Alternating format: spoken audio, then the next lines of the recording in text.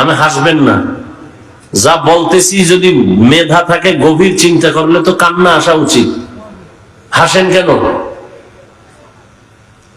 আর একদল প্যান্ডেলে বসছে ঠিক, কিন্তু ওদের কলবের দরজা বন্ধ মোবাইলের কারণে। এ মোবাইল নিয়ে ব্যস্ত, আসছে খালি যাবে খালি। বয়ানের পরে মোবাইলটা যদি হারিয়ে যায় তোর কপাল পুরাটাই ঘোরা।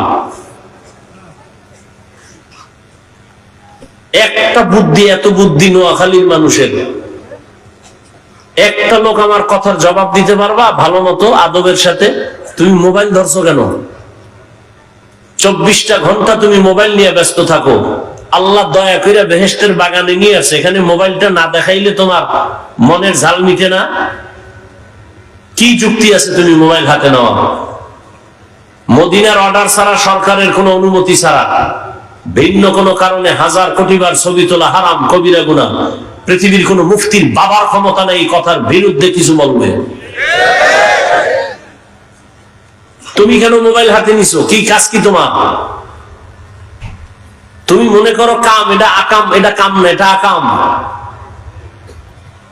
তুমি হয়তো ভদ্রতার সাথে জবাব দিবা, হাফিজ ভাই এমন কেন করেন, মহব্বত করে আসছি রেকর্ড করি। তাহলে তুমি যেই প্রশ্নটা করবা, তোমার থেকে আমি কম চালাক। তোমার এই প্রশ্নের জবাব না লইয়া চেয়ারে বইছি। তুমি 200 হাত দূরে বৈশা মোবাইলটা ধরলে না রেকর্ড ভালো হবে না ছবি ভালো আসবে। তোমার কাজটা নিখুঁত ভাবে মিডিয়াওয়ালারা করতেছে। ওগো আমরা হালালও বলি না, হারামও বলি না, কিচ্ছু বলি না, এটির পক্ষেও আমরা না। তাহলে তুমি তো সকালবেলা ওদের থেকে ডাউনলোড করে নিতে পারবা। শুধু শুধু কেন তুমি এখানে সময় নষ্ট করো? একটা ছুরি হাতে লইয়া গলা কাটা, এটা তোমার কাছে খুব কঠিন, কিন্তু মোবাইল হাতে লইয়া তোমার জীবনকে জবাই করতেছো, তোমার একটা অনুভব হয় না। এখানে বহু শিক্ষিত মানুষ, আজকে গুগলে সার্চ দিবা বাসায় গিয়া, টাচ মোবাইল চালাইলে অঙ্গের কি কি ক্ষতি হয়, চিকিৎসা বিজ্ঞানীরা বাস্তবতার সাথে মিল রেখে কি থিওরি দিয়েছেন। এক মোবাইলে তোমার চোখের পাওয়ার নিয়ে যাইতেছে খবর নাই, হার্ট দুর্বল, মেধা দুর্বল, কিডনি দুর্বল, চরিত্র নাই, লেখাপড়া নাই।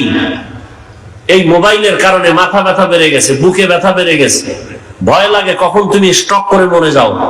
এই মোবাইলের কারণে মায়ের সাথে বেয়াদবি করেছো, একটা মোবাইলকে কেন্দ্র করে বাবার সাথে বেয়াদবি করেছো, এই মোবাইলকে কেন্দ্র করে শিক্ষকের সাথে বেয়াদবি, আলেমের সাথে বেয়াদবি। এই মোবাইলের কারণে কোথাও তোমাকে কেউ ভালো জানে না, মায়ের টাকা চুরি করেছো, এই মোবাইল ঠিক রাখতে গিয়া বাবার টাকা চুরি করেছো, বাবা মায়ের টাকা না দিলে বন্ধুর পকেট কেটেছো, বন্ধু না দিলে দোকানে সম্মিলিত চুরির ষড়যন্ত্র করতেছো। কি ভালো কাজ করছো মোবাইল দিয়ে আমাকে বুঝাও। চেহারা দিয়ে